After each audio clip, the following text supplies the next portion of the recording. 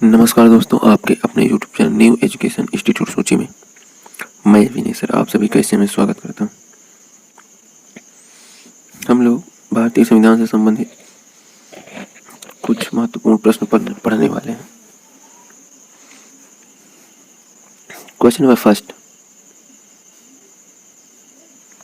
दिया क्या गया है? दिया गया सर्वोच्च न्यायालय के मुख्य न्यायाधीशों की जो सैलरी होती है, मासिक वेतन होता है, वो कितना होता है? पहला ऑप्शन है 1,33,000, दूसरा है 1,50,000 और तीसरा है 1,80,000, चौथा है 2,80,000। तो जो मासिक वेतन होता है, तो हम सभी जानते हैं कि मुख्य न्यायाधीश का जो मासिक वेतन होता है 2,80,000 होता है। तो it is option number D, अर्थात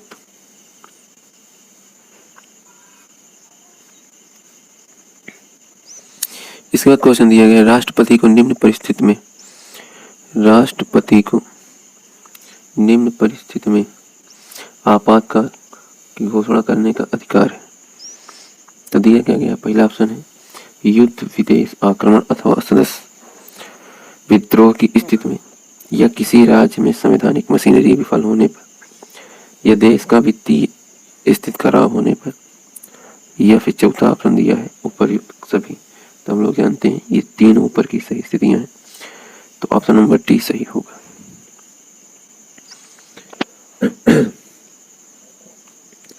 क्वेश्चन नंबर नेक्स्ट, दिया गया निम्नलिखित में किसकी नियुक्ति राष्ट्रपति द्वारा नहीं होती है? तो देखते हैं, दिया गया है सर्वोच्च न्यायालय के न्यायाधीश की नियुक्ति जो होती है भी राष्ट्रपति द्वारा होती है। चुनाव आयुक्तों की जो नियुक्ति होती है भी राष्ट्रपति द्वारा होती है। राज्यों के राज्यपाल की नियुक्ति भी राष्ट्रपति द्वारा होती है, लेकिन मुख्यमंत्री की नियुक्ति जो होती है वो किसके द्वारा होती है? राष्ट्रपति के द्वारा नहीं होती, वो होती है राज्यपाल के द्वारा। तो ऑप्शन नंबर डी सही होगा। क्वेश्चन नंबर नेक्स्ट देखते हैं, दिया क्या गया है? भारत की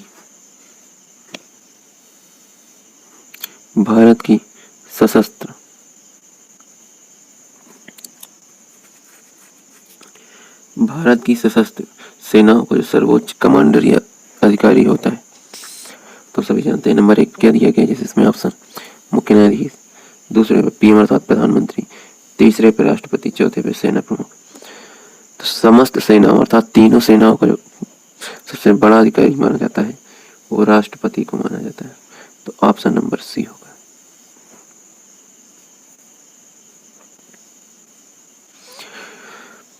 वर्तमान अर्थात 2024 में लोकसभा अध्यक्ष है,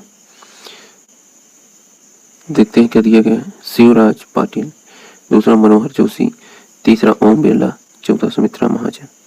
तो इसके पहले सुमित्रा महाजन जी थी, प्रेजेंट टाइम कौन है? ओम बिरला, ये भी दोबारा बने हैं।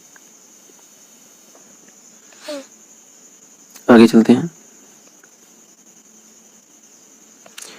दिया गया है सर्वोच्च न्यायालय के मुख्य न्यायाधीश की नियुक्ति करने का किसको अधिकार है? तो अभी बता ही चुके हैं कि सर्वोच्च न्यायालय का जो मुख्य न्यायाधीश होता है उसकी नियुक्ति राष्ट्रपति के द्वारा होती है। तो इसमें ऑप्शन नंबर कौन सा सही होगा? ए।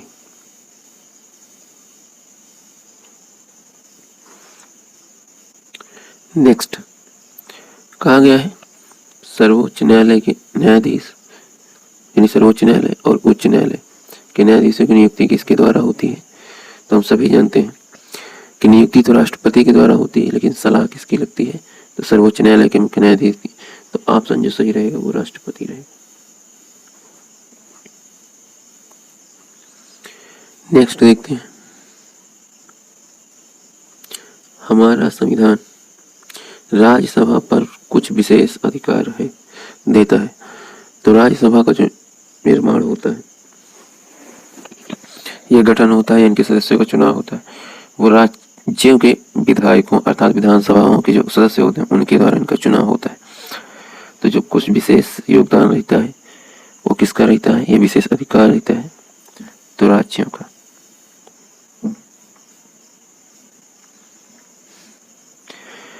राज्यसभा तथा लोकसभा में ऑब्लिक दिया है। राज्यसभा अधिक शक्तिशाली है, यह लोकसभा राज्यसभा से अधिक शक्तिशाली है। ये दोनों की शक्तियां समान है। ये उपर्युक्त तीनों। तो जानकारी के लिए बता दें, राज्यसभा को उच्च सदन कहा जाता है, परंतु लोकसभा की जो शक्ति होती है वो राज्यसभा की तुलना में अधिक होती है। तो लोकसभा राज्यसभा से अधिक शक्तिशाली है। Option number B.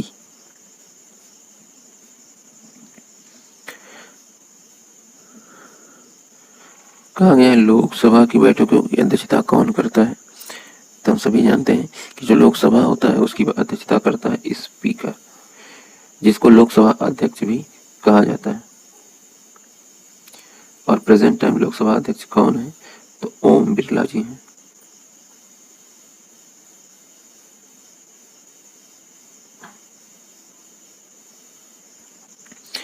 नेक्स्ट, मंडल आयोग का अध्यक्ष कौन था। विश्वनाथ प्रताप सिंह, जनता दल, बीपी मंडल या उपर्युक्त सभी। तो हम लोग जानते हैं कि जो मंडल आयोग था इसके अध्यक्ष जो थे वो कौन थे, बीपी मंडल। तो ऑप्शन नंबर कौन सा सही होगा, सी। वित्तीय मामलों में किसकी शक्तियां अधिक हैं, लोकसभा, राज्यसभा, उपर्युक्त दोनों या फिर प्रधानमंत्री। तो हम लोग जानते हैं कि लोकसभा की जो शक्तियां होती हैं वित्तीय मामले में सर्वाधिक मानी जाती है। Option number B. न्यायपालिका की स्वतंत्रता। न्यायपालिका की स्वतंत्रता का क्या अर्थ है। ऑप्शन दिए गए हैं, यह विधायिका अथवा कार्यपालिका के नियंत्रण अधीन नहीं है, न्यायाधीश सरकार के निर्देशानुसार कार्य नहीं करता है, न्यायाधीश सत्ताधारी दल की इच्छा अनुसार कार्य नहीं करता है, अर्थात उपर्युक्त सभी। तो उपर्युक्त इसमें के सभी ऑप्शन सही हैं, अर्थात डी ऑप्शन ट्रू होगा।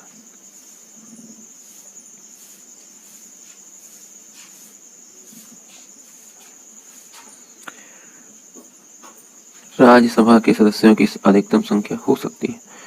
तो अभी तक अधिकतम संख्या 252 होती थी, लेकिन 2 एंग्लो इंडियन के जो पद थे उनको हटा दिया गया। तो बचे कितने हैं, 250। 250 में 238 जो होते हैं राज्यसभा से चुनकर आते हैं, राज्यों से चुनकर आते हैं।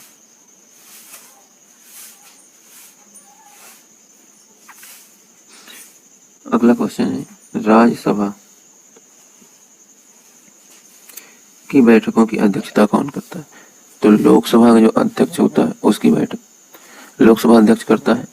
राज्यसभा की जो अध्यक्षता करता है वो राष्ट्रपति राज्यसभा की जो बैठक की अध्यक्षता करता है वो पदेन सभापति कहा जाता है। और पदेन सभापति किसको कहते हैं, तो उपराष्ट्रपति को। Option number D. लोकसभा में कितने सदस्य हैं प्रेजेंट टाइम, हो सकते हैं पूछता तो 550, और हैं कितने, तो हम लोग जानते हैं कितने हैं, 545, अर्थात ऑप्शन नंबर सी।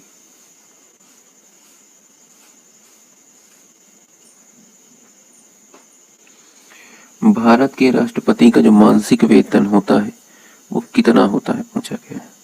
तो भारत की जो राष्ट्रपति का वेतन होता है वो 5 लाख होता है, जो कि कर मुक्त होता है। और भारत के राष्ट्रपति को और विभिन्न सुविधाएं दी जाती हैं। Option number D.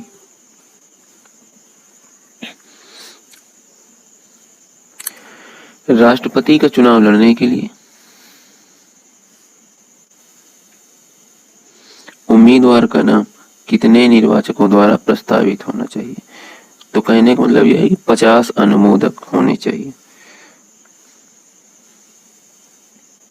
तो ऑप्शन नंबर डी।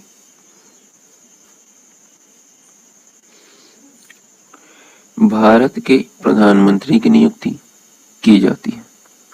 तो भारत के प्रधानमंत्री की नियुक्ति चुनाव द्वारा होती है, लेकिन नियुक्तिकर्ता कौन है? तो भारत के राष्ट्रपति द्वारा, अर्थात ऑप्शन नंबर ए। नेक्स्ट दिया गया है सदनों में पारित बिल।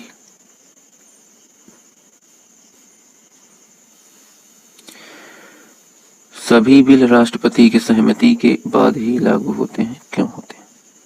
क्योंकि राष्ट्रपति किसी भी सदन के सदस्य नहीं होते हैं, क्योंकि भारत के राष्ट्रपति भी संसद का एक अंग होते हैं, क्योंकि राष्ट्रपति देश के मुखिया होते हैं। तो जानकारी के लिए बता दें, राष्ट्रपति किसी भी सदन का सदस्य नहीं होता है, लेकिन ये संसद का एक अंग होता है और ये देश का एक मुखिया होता है। तो उपर्युक्त तो तीनों ऑप्शन सही है इसमें, इसलिए ऑप्शन नंबर डी सही होगा।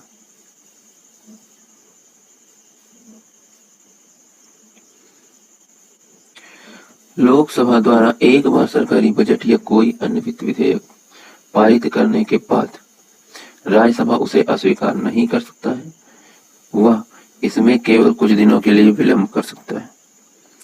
तो मैक्सिमम कितने दिन का विलंब हो सकता है? पहला ऑप्शन है 21 दिन, 18 दिन, 14 दिन, 16 दिन। तो लगभग 21 दिन का विलंब हो सकता है।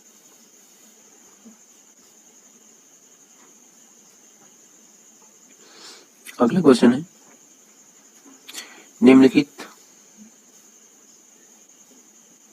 निम्नलिखित राजनैतिक संस्थाओं में कौन सी संस्था देश की मौजूदा कानूनों में संशोधन कर सकती है या कर सकता है? तो देश के किसी भी कानून में अगर परिवर्तन करना है तो सर्वोच्च न्यायालय और राष्ट्रपति तो नहीं कह सकते हैं, लेकिन सर्वोच्च न्यायालय और संसद यह दोनों कर सकते हैं, क्योंकि सर्वोच्च न्यायालय भी अगर कोई नियम कानून लगता है कि गलत है तो उसमें सुधार के लिए वो आदेश देते हैं, लेकिन सुधार करेगा कौन? संसद।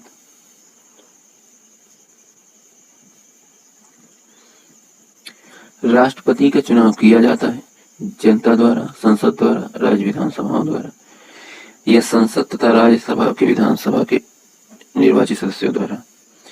तो हम लोग जानते हैं कि राष्ट्रपति का जो चुनाव होता है वो लोकसभा और राज्यसभा और राज्य विधानसभा के सदस्यों द्वारा होता है। तो ऑप्शन नंबर डी सही होगा।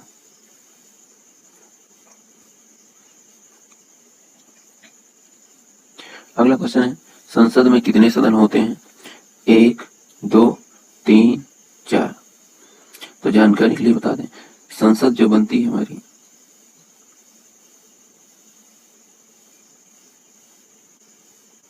वो बनती है लोकसभा, राज्यसभा और आपकी राष्ट्रपति, 3 को मिलकर। तो सदन 2 होते हैं। कितने सदन होते हैं? 2।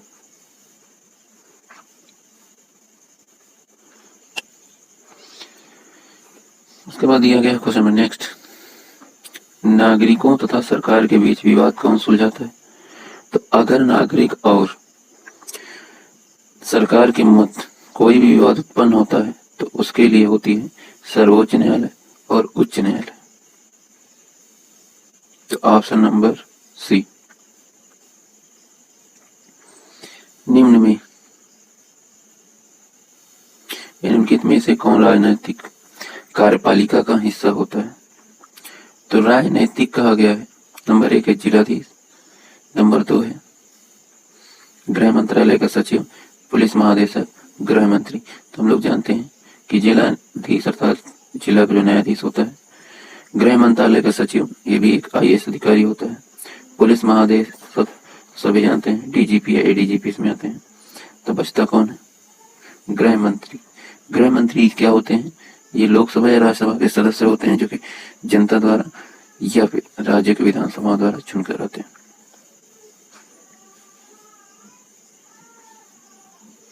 भारत का राष्ट्रपति चुने जाने के लिए व्यक्ति की आयु न्यूनतम होनी चाहिए।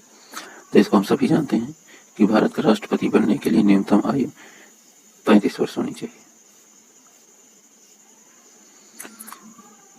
देश का मुखिया कौन होता है? तो देश का मुखिया राष्ट्रपति होता है, अर्थात ऑप्शन नंबर ए। इसके बाद दिया गया है राज्यपाल बनने की आयु कितनी होनी चाहिए। तो राज्यपाल बनने की न्यूनतम जो आयु होती है वो उतनी होती है जितनी राष्ट्रपति की होती है। इसके बाद दिया गया है राज्यपाल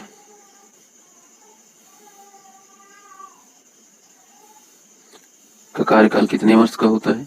तो राज्यपाल का जो कार्यकाल होता है वो होता है 5 वर्ष का। Option number